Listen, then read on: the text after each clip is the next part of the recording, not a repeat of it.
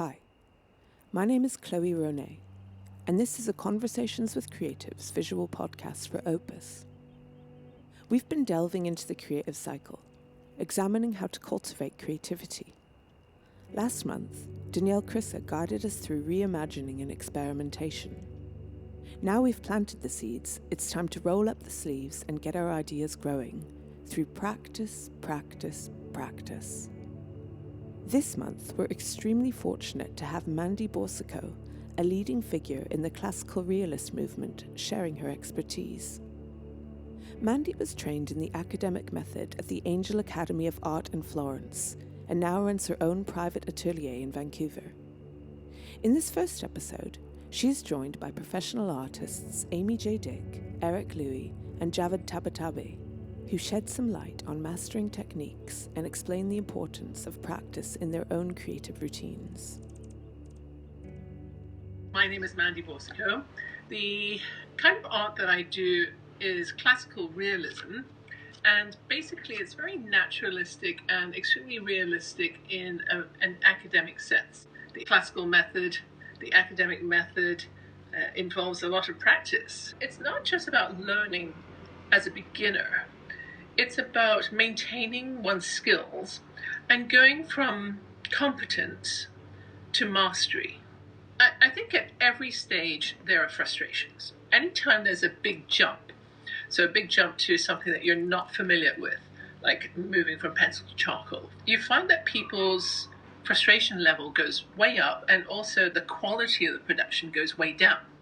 One way to overcome that is to just be consistent and persistent and know that hundreds, if not thousands, of other people have gone through that same frustration. If you just push through, you will surmount those difficulties. Take things slow. It's not a race, and spend enough time on any one stage to master that and feel really confident.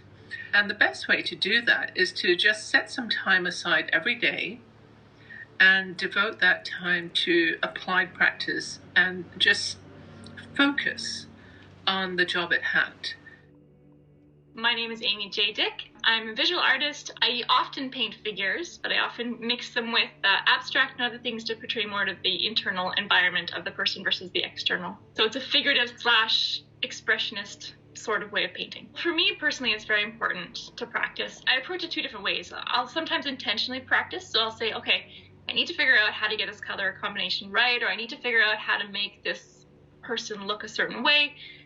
I'm going to do 4 of them and see if I can figure this out. I find that I love to kind of make work for the purpose of learning how to do a thing. Most of my work is about a challenge of some sort, so it's not really enough for me to just make a piece. I want to also usually overcome something. In some ways, my practice is actual practice. And then I'll do stuff like, I'll open up anatomy books and start drawing the muscles and the skeletal structure.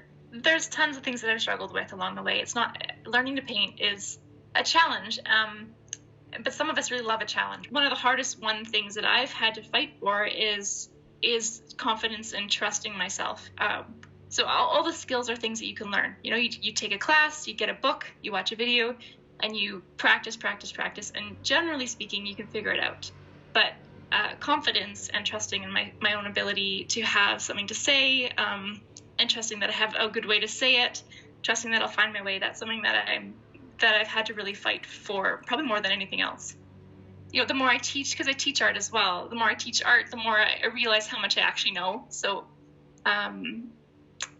I know it, but I didn't really know how much I knew until I started teaching it. But okay, I can figure all that stuff out. I remember what it's like to be, back there, and look at how far I've come. So it does come over time. I have regular practices that I do throughout the week. Most days I dig into art in some way. So I have my studio days that I get into the studio and I paint, and then I have my days where I work on the business side of art, or I'm working on applying to shows, and then I have days where I'll work on like the planning and the brainstorming, figuring out where I want to go. And then I've got a couple nights a week where I meet with some artist friends of mine on Zoom, and we get together and we work on some of our stuff together there. I don't actually think I'll ever be perfect, but I do think that there is a lot to learn, and it's really quite a fun ride. My name's Louie, and I guess my work is sort of the marriage of two things. We're painting in real life and painting on the iPad. You have to do, a lot of work to get anywhere, really. I think especially with art, it's obviously a lifelong trip. Through repetition, obviously, I recommend doing, when I was at art school, we do do 100 versions of one thing, where you constantly, play around and just let yourself make mistakes and enjoy the mistakes. And that's where the learning happens. Once you're doing 100, then maybe 1,000 paintings, depending how fast you work, then all of a sudden you're mastering it, and then you own it, and then you move on to the next thing. But I think anything could be learned, for sure. It's just how you manipulate it at the end that makes it you. And if you put in the time, I think a lot of people can get anywhere, no matter where you come from. So, if you're working small, try and go big. Or if you're used to working in 1 or 2 paintings, do like a series of 100. And the more you evolve it, the better it becomes. There's no doubt. The person who does 10 paintings in a year is not going to be as deep into it as somebody who does 100 or whatever. The quantity does help, and then the quality comes along as you get better. I guess you always kind of want to see something you haven't seen yet. So if you think you've seen it all in your own body of work, then that means you got to do something new. There's years where you know yourself better than others, and allow yourself to get lost, and then it's exciting to find yourself again too. This is Javid Tabatabaei from Iran. Right now I live in Vancouver. I'm here since 1 year ago, and I do only watercolor. I learned myself. I didn't have a teacher, and I learned from my experience. Watercolor is a different technique. Most of the time, it's very hard, and we have to practice every day. Step by step, you find your style. For a starter, I think you have to paint a design, sketch. If you have a good design, it's not necessary to use most of color. When you started to paint with only one color, you understand between the contrast, light and shadow. It's important. And then step by step, you understand which color is good to fix to this. If you want to practice for beginner, please buy a quality material.